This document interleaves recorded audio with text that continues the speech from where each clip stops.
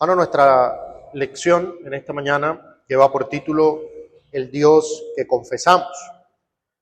Vamos a estar hablando un poco acerca de la doctrina de Dios.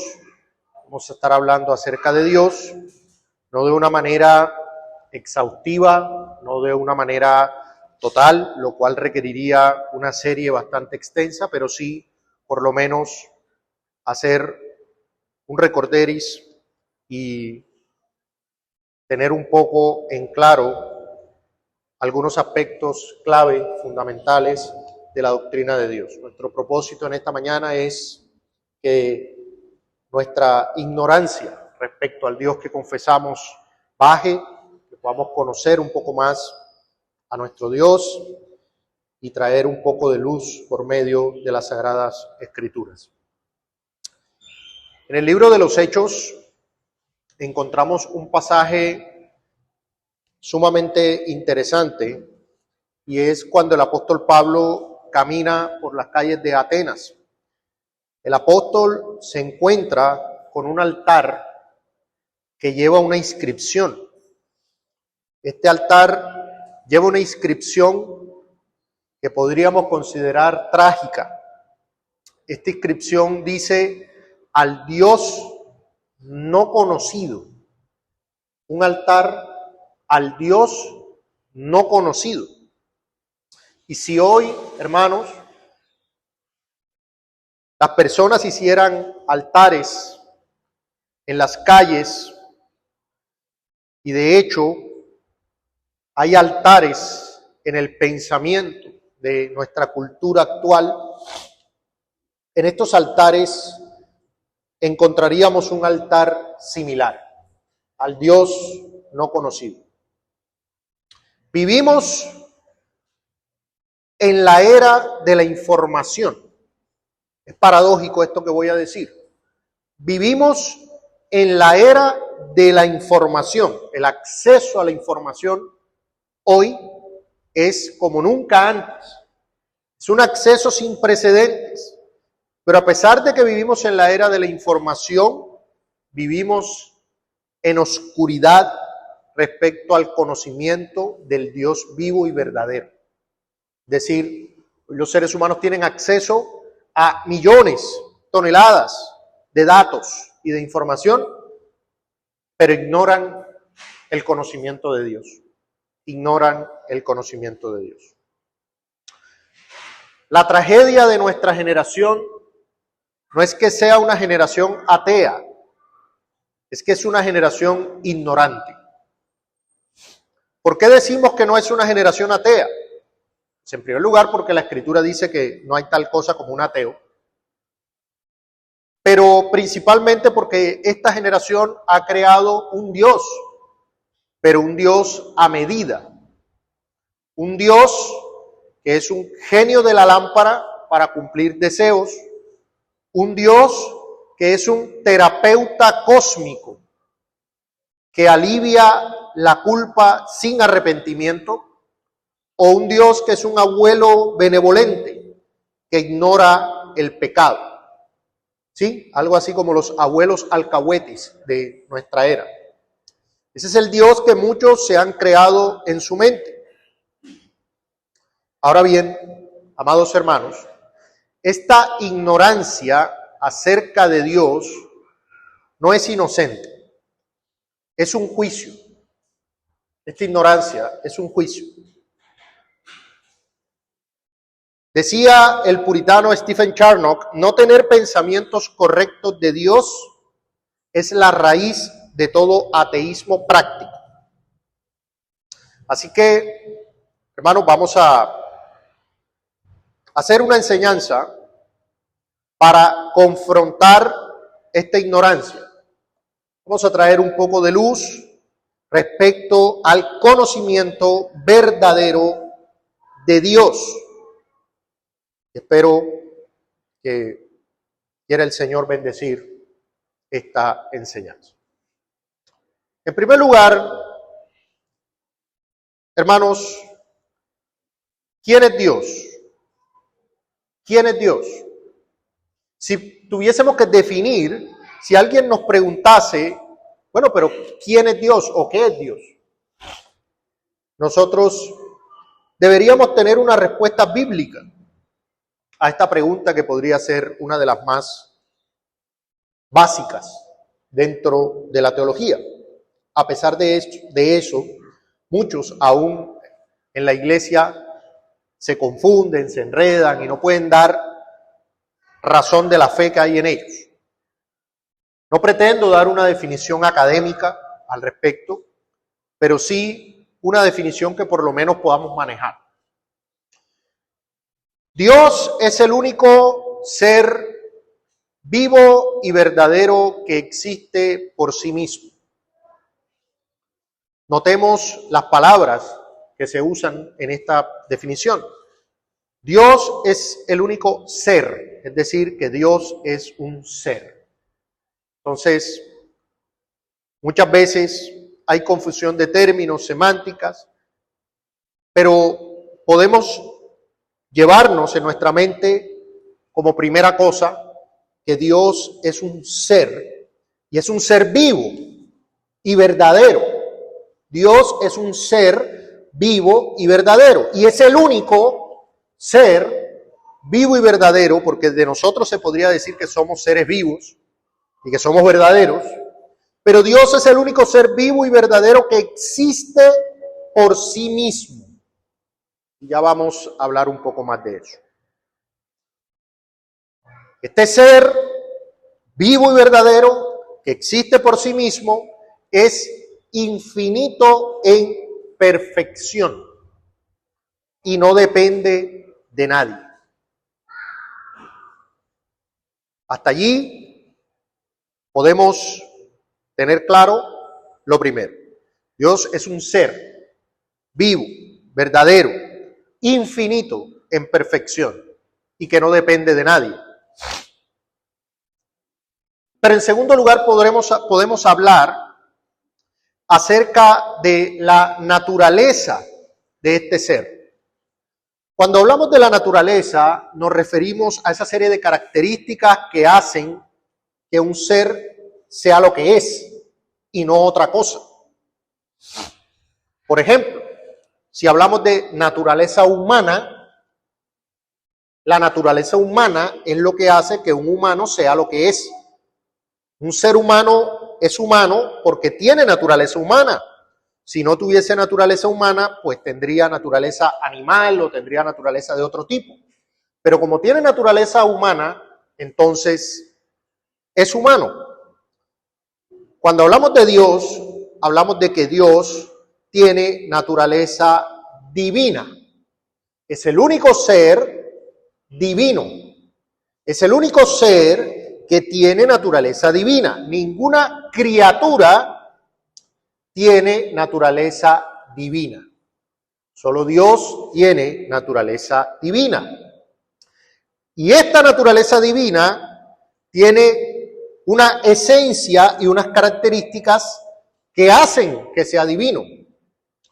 Por ejemplo, Dios es espíritu purísimo.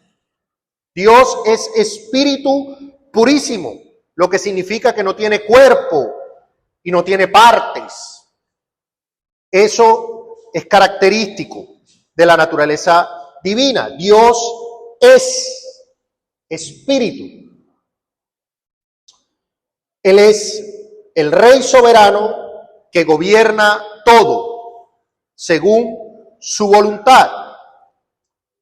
Y además de esto, aunque es un solo Dios, existe eternamente en tres personas: Padre, Hijo y Espíritu Santo, iguales en poder y gloria.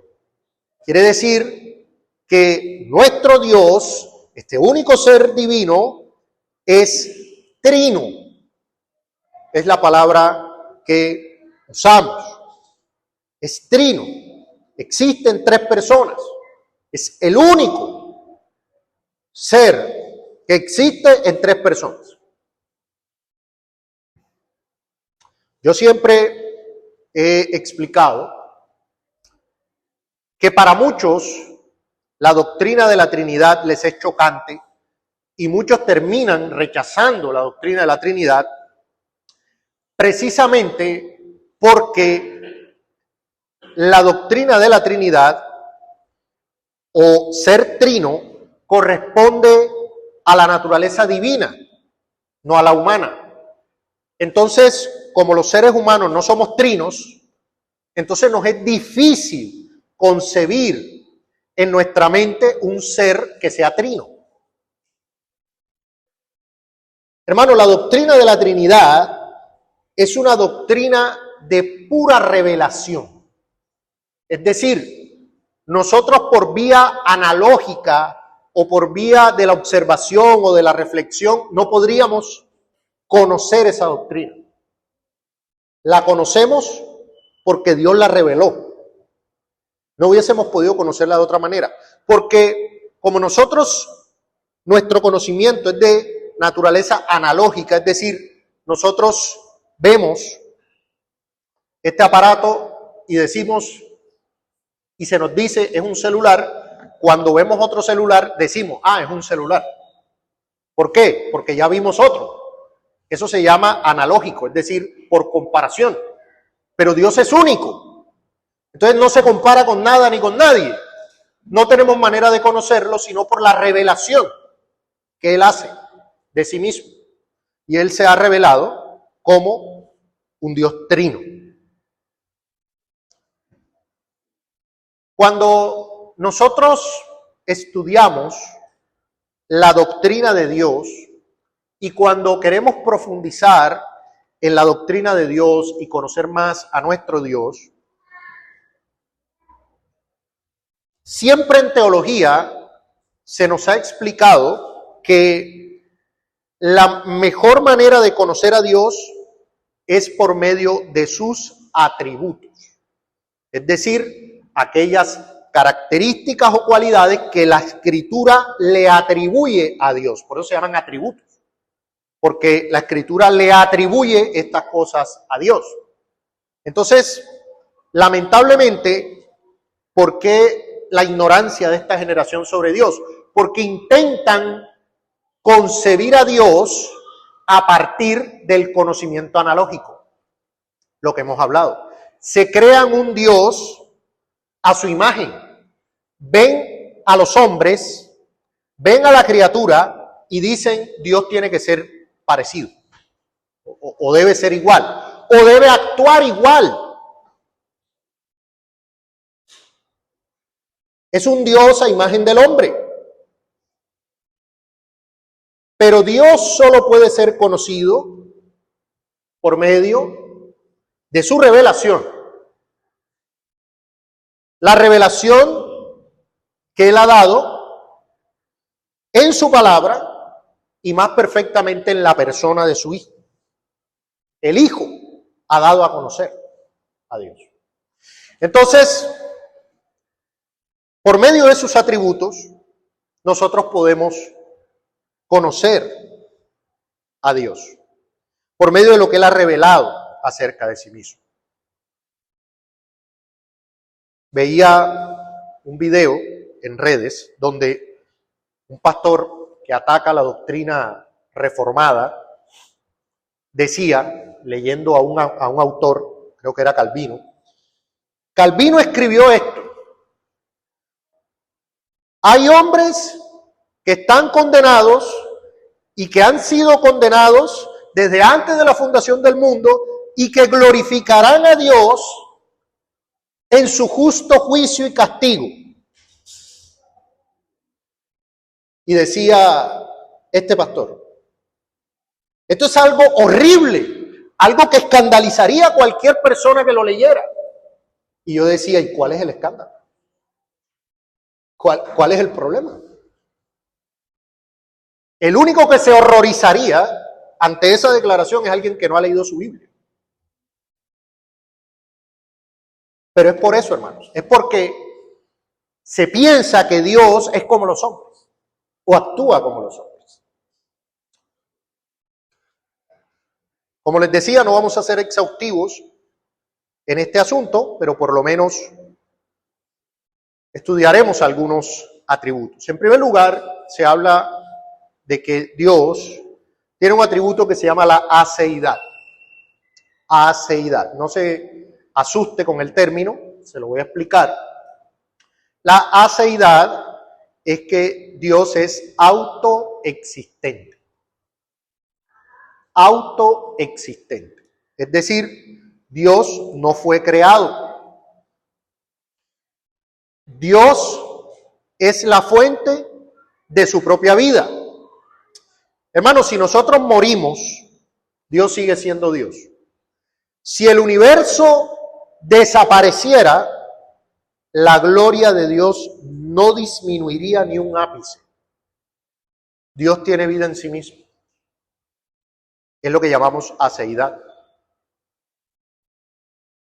Entonces, cuando alguien le diga, ¿y quién creó a Dios? Nadie creó a Dios. Dios existe por sí mismo. Él tiene vida en sí mismo. Es el único ser no creado y es la fuente de todo lo creado. Esa es la respuesta que usted debe dar.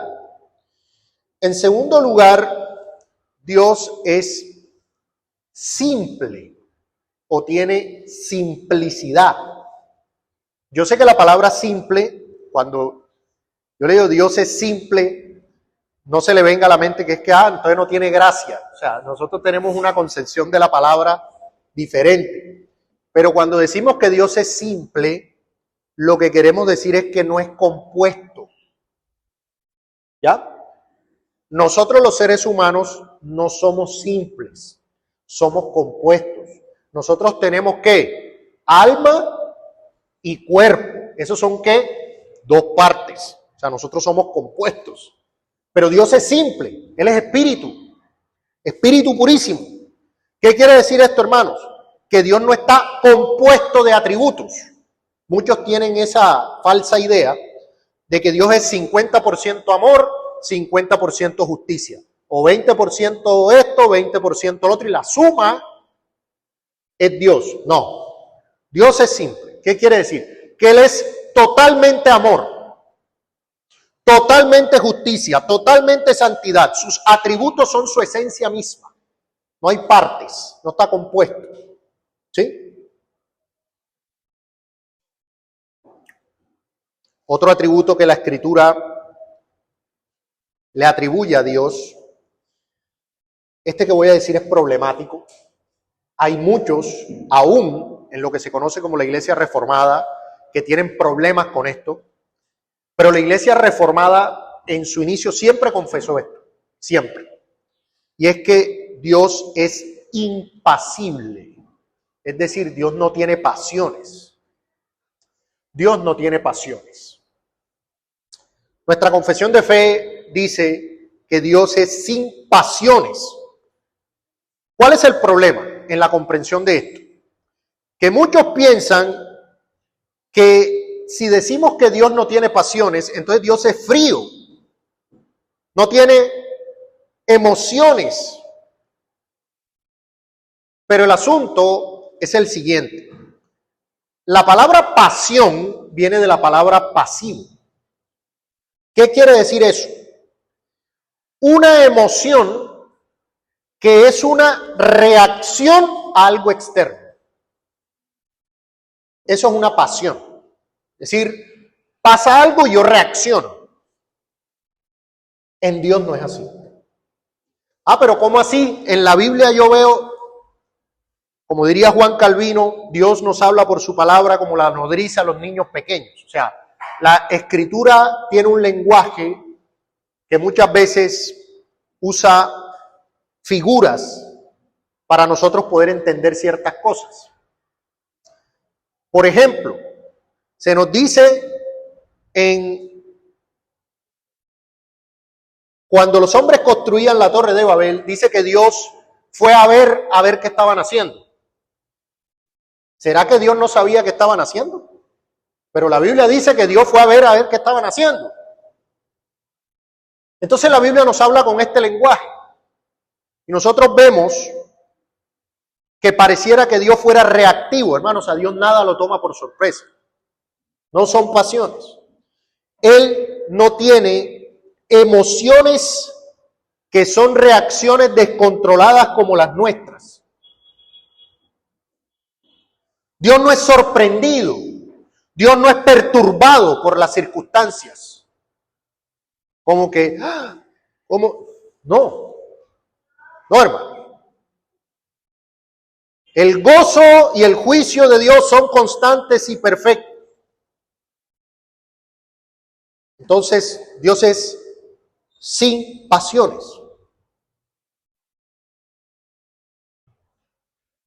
También nos dice la Escritura que Dios es trino, un solo ser divino, pero tres personas con propiedades relativas. El Padre no es de nadie, el Hijo es engendrado, el Espíritu Santo procede del Padre y del Hijo.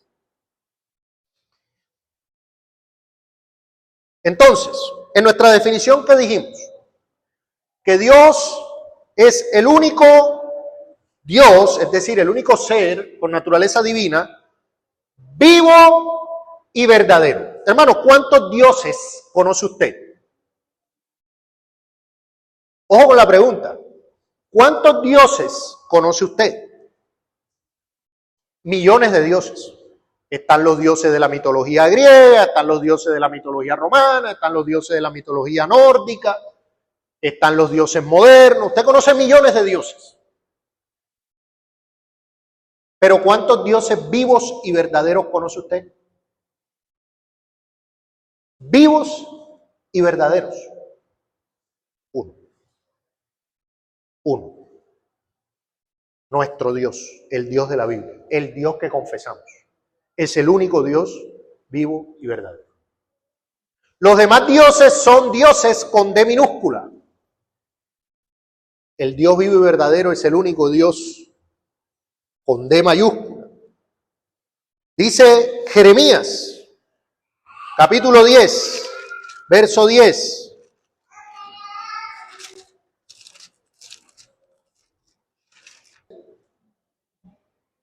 Mas Jehová es el Dios verdadero. ¿Qué implica esto? Usted no puede decir que Dios es el Dios verdadero y que Zeus es el Dios verdadero. Eso es una contradicción lógica. No puede ser A y no A, no. Si Dios es el Dios verdadero, si Jehová es el Dios verdadero, todos los demás son ¿qué? Falsos. No puede haber dos dioses verdaderos. Solo hay un Dios verdadero. Mas Jehová es el Dios verdadero. Y nótese lo que sigue diciendo. Él es Dios ¿qué? Vivo. Él es Dios vivo y Rey eterno.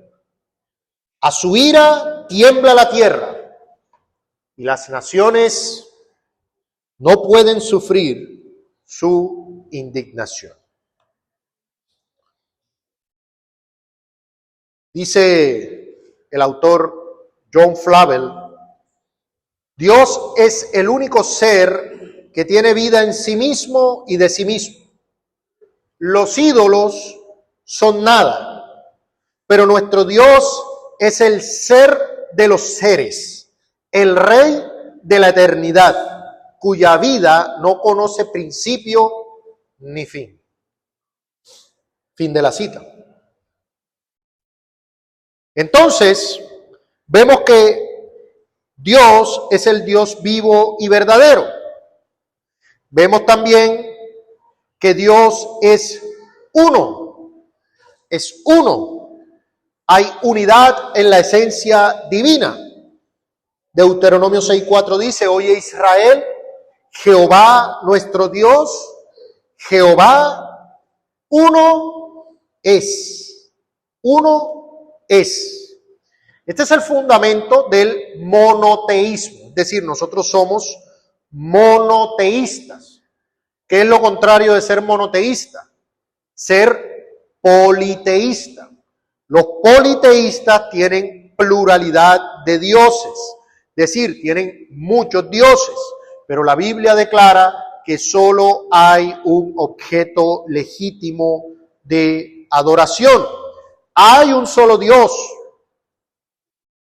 Hermanos, no puede haber sino un solo ser infinito. ¿Cómo puede usted decir que hay un ser infinito y que hay otro ser infinito? Entonces el primero no es infinito. ¿Sí lo ha analizado? ¿Cómo puede haber un eterno y luego decir que hay otro eterno? Dos infinitos serían una contradicción, pues uno limita al otro.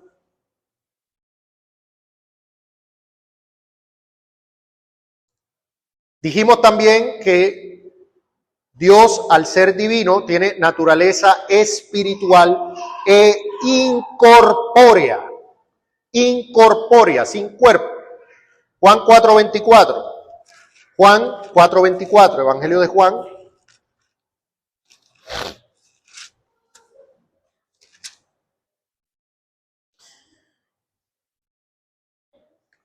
Juan 4:24, el Señor Jesucristo dice lo siguiente: Dios es ¿qué? ¿Qué dice el texto? Dios es espíritu. Y los que le adoran en espíritu y en verdad es necesario que adoren.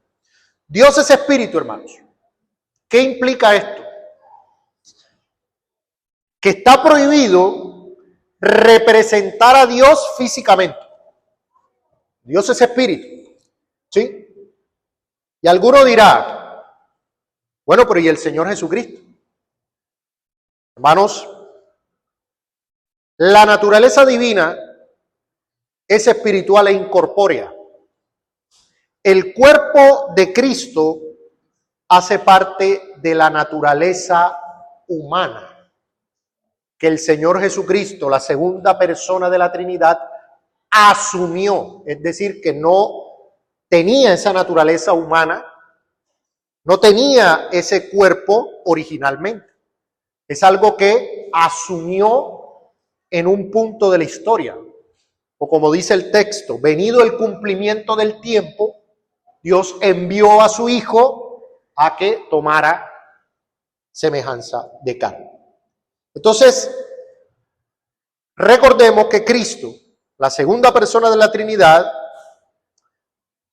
tiene naturaleza divina y naturaleza humana. El cuerpo hace parte de la naturaleza humana, no de la naturaleza divina. Bueno, si Dios es espíritu, nosotros no podemos limitar a Dios a un lugar geográfico. No, Dios está allá en el Medio Oriente. No, Dios es espíritu. Es omnipresente. No podemos manipular a Dios. Puesto que Dios es espíritu, hermanos, es invisible a los ojos de la carne. Usted no puede ver a Dios físicamente. ¿Por qué? Cuando alguien le diga, bueno, ¿y por qué no podemos ver a Dios? Dios es de naturaleza espiritual, Dios es espíritu. No lo puedes ver con los ojos de la carne. Pero a pesar de que no puede ser visto con los ojos de la carne, es visible al ojo de la fe santificada. Entiéndase lo que estoy diciendo. Una persona muy santificada lo ve físicamente, no. Pero sí es perceptible, claramente real al ojo de la fe santificada. No debemos buscar forma de representar a Dios físicamente. Debemos buscar su palabra para conocerlo. Buscar su palabra para conocerlo. Nos dice la Escritura también que Dios es inmutable. Inmutable. Hermanos, vivimos en un mundo de cambios, pero Dios es inmutable. Dice en Malaquías capítulo 3, verso 6, porque yo Jehová no cambio. Por esto, y quiero que noten esto bien interesante, busca el texto en Malaquías capítulo 3. porque es muy interesante esto que dice el Señor aquí, Malaquías 3, verso 6, dice, porque yo Jehová no cambio, por esto, hijos de Jacob, no habéis sido consumidos.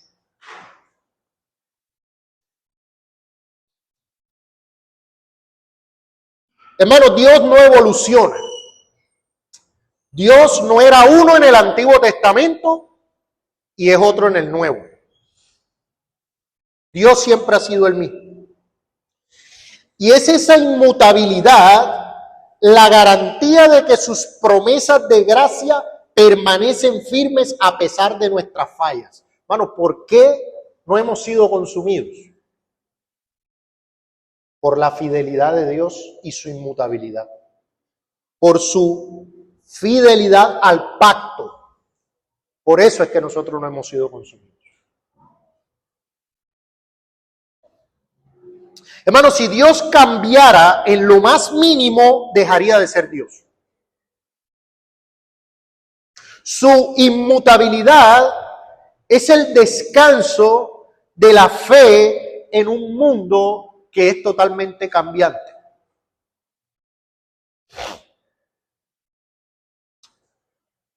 Dice la Escritura también que Dios es omnisciente. Omnisciente. ¿Qué quiere decir esto? Pues que lo sabe todo, que conoce todo, es inescrutable. Dice en Hebreos capítulo 4, verso 13, y no hay cosa creada que no sea manifiesta en su presencia. Antes bien, todas las cosas están desnudas y abiertas a los ojos de aquel a quien tenemos que dar cuenta. Dios es omnisciente. Omnisciente. El conocimiento de Dios no depende de que nosotros hagamos algo. Él conoce lo que haremos, lo que pensamos, Él conoce todas las cosas. Su conocimiento es independiente de la criatura.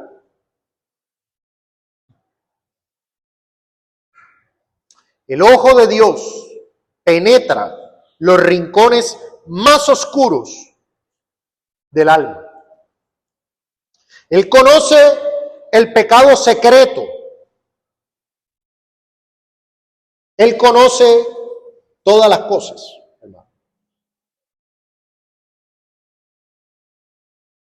Dice también la Escritura que Dios es soberano sobre el destino de los hombres. Esto es absolutamente chocante al ser humano. El ser humano, todo lo que hemos dicho hasta aquí, el ser humano dice amén.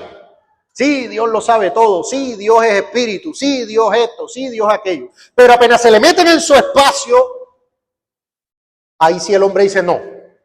No. Momentico. ¿Cómo así que Dios es soberano sobre el destino de los hombres? No, el hombre es libre. El hombre toma sus decisiones. El hombre hace lo que quiere. El hombre es el capitán de su propio barco. El hombre traza sus pasos, su destino. Dependiendo si quiere o no quiere, ¿no? Dios ruega ahí la cosa, pero el hombre es el que decide. Dice la Escritura en Daniel capítulo 4, versículo 35. Todos los habitantes de la tierra son considerados como nada. Y Él hace según su voluntad en el ejército del cielo y en los habitantes de la tierra, y no hay quien detenga su mano y le diga, ¿qué haces? Hermanos, usted ha tenido la oportunidad, seguramente sí, de en algún lugar toparse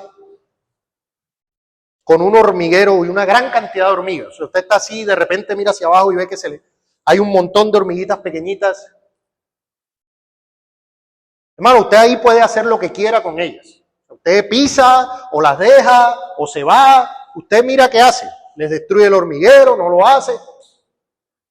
Y las hormigas pueden correr, subirse, patalear, pero a la final usted es soberano sobre eso. Usted tiene el tamaño, el poder, la capacidad.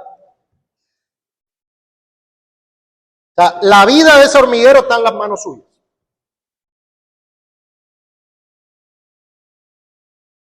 Bueno, al menos esas son hormigas. Y la hormiga es algo. Pero el texto dice que los habitantes de la tierra son considerados como nada, ni siquiera como hormigas. O sea, en comparación a Dios, los habitantes de la tierra son considerados como nada y Él hace según su voluntad, no la voluntad del hombre, Él hace según su voluntad en el ejército del cielo y en los habitantes de la tierra.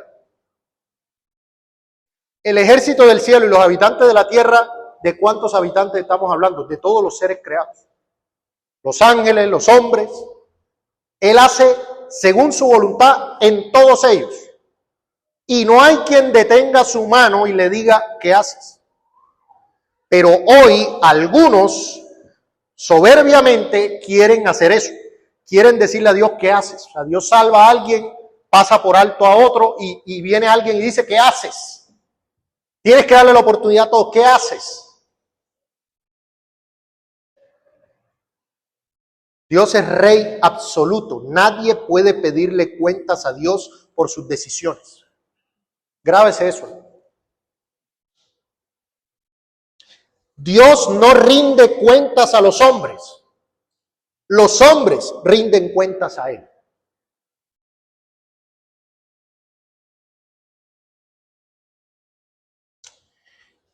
Esto que hemos estudiado, hermanos, debe ayudarnos a tener en cuenta ciertas cosas. En primer lugar, este conocimiento debería reformar nuestra adoración. Hermanos, si Dios es santísimo, terrible en sus juicios, hermanos, nuestra adoración no puede estar centrada en el hombre o en el entretenimiento del hombre, sino que la adoración debe ser reverente, centrada en Dios, porque solo Él es digno de recibirla. Además, si Dios es como lo hemos visto, esto debe llevarnos a tener una profunda confianza en Él. Vivimos, hermanos, en la cultura de la ansiedad. Nadie está exento de eso. Pero si nosotros meditásemos más en que Dios es sapientísimo, inmutable, eso nos permitiría descansar.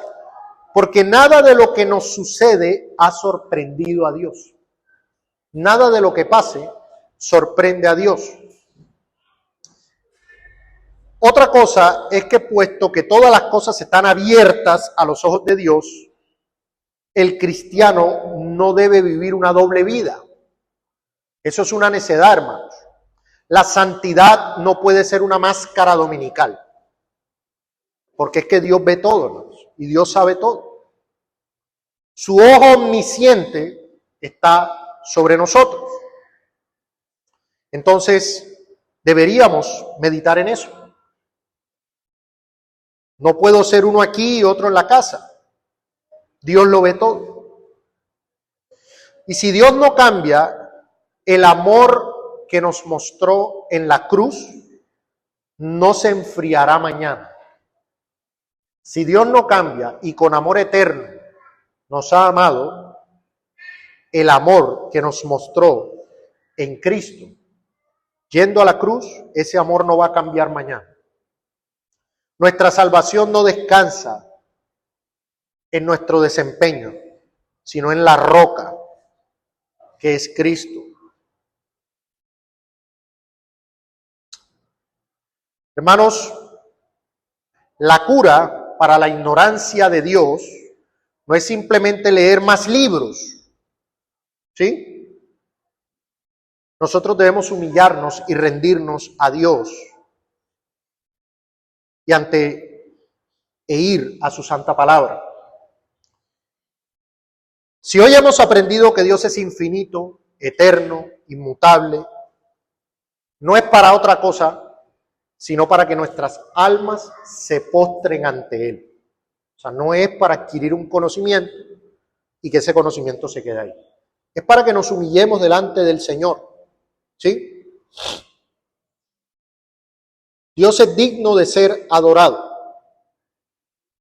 Pero por nuestra ignorancia, nosotros muchas veces nos desviamos del camino sobre el cual debemos estar. Esta enseñanza, hermanos, nos ayude a tener gozo en el conocimiento de nuestro Dios.